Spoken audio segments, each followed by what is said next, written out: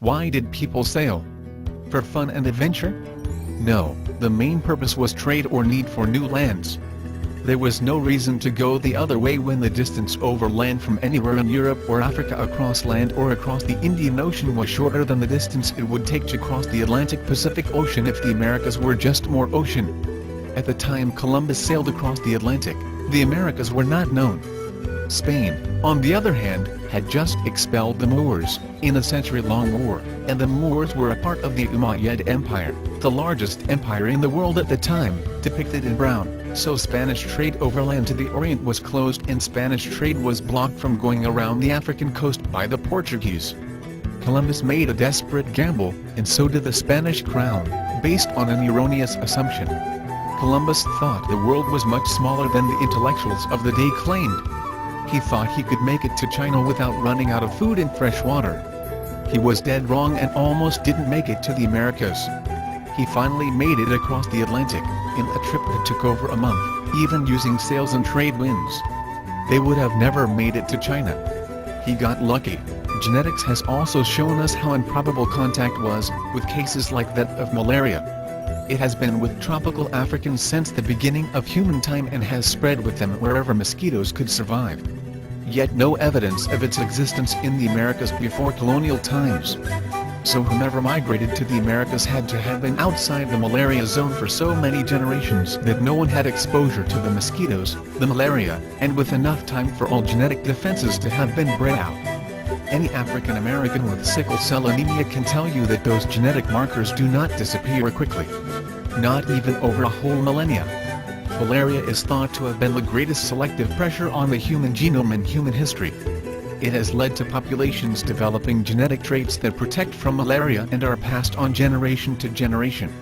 Multiple genetic characteristics were formed, but I will only delve into 3. The best studied influence of the malaria parasite upon the human genome is a hereditary blood disease, sickle cell anemia. The sickle cell trait causes disease, but even those only partially affected by sickle cell have substantial protection against malaria. Another well-documented set of mutations associated with malaria is that, known as thalassemias. They too, have popped up in areas of malaria, sometimes where sickle cell disease did not develop, offering a secondary form of protection. They too will accompany their descendants, in their genes, who migrate to non-malaria areas. Finally, you have the Duffy-negative antigen. It was found that the majority of Afro-descent people were Duffy-negative. 68% of African Americans and 88 to 100% of Africans were Duffy-negative, including more than 90% of West Africans. This phenotype is exceedingly rare in Euro-descent people and unknown on Native Americans prior to colonial admixture. None of these markers have been found in any human remains of Native Americans carbon dated before colonialism. Malaria along with other world diseases exterminated more than 90% of the population in the Americas. This clearly showed a lack of any sort of genetic protection, which would indicate a lack of African, European, or Asian presences for millennia. Yet, some will still argue, Occam's razor, if the stoneheads look African and not Native American, they must be African. The problem with this argument is that they are not the proportions of real humans, and as much as they do look human, they do look like Native Americans. Just not like your stereotyping of a North American native. You must look at tropical native populations. The assumption is that larger-than-life colossal sculptures are accurate in proportions in the first place. It is not only the nose and lips that are broad, the whole face is broad and flattened. And you see no prognathism or dolichocephalism whatsoever. Classic traits of African populations constantly compared to the colossal Olmec heads. Finally, the eyes are just as broadened as the rest of the face. No human has eyes that big. Just to exemplify this, I will do a little demonstration using a comparison of an Olmec colossal head and that of Martin Luther King Jr., may he rest in peace. I am enlarging the eyes of a sculpture of Martin Luther King Jr., so his eyes are proportional to that of an Olmec colossal sculpture. Now I am shrinking back the eyes, until they match MLK's actualized size, but I also shrunk the nose and mouth at an equal rate.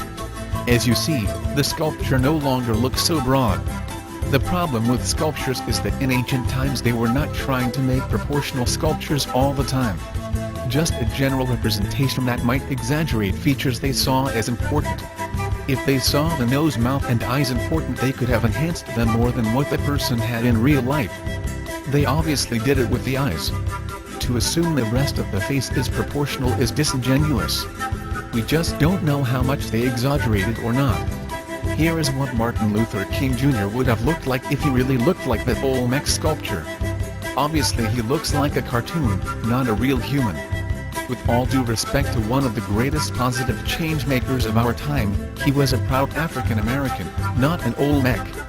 I have issued this challenge before. If you think that you know a person who looks just like a colossal head, post a picture. For me, I am well aware that the picture is just a generalized picture, and it describes Native Americans well, as seen by the life-size image the Olmec made of one of themselves. Looking at Olmec art overall, you see life-size stone images and jade masks that look just like Native Americans. Sure, you can nitpick and find some artifacts that could resemble Africans. You can also nitpick for those that look very Asian, or even some that look European. These artifacts also still look like natives as well. When you look at the life-size portrait of an Olmec ruler, you see the broad features and lips in a clearly Native American face with long straight hair. Even looking at the profile of an Olmec stone head, you see the similarities to that of the king's jade portrait, or that of a modern indigenous person.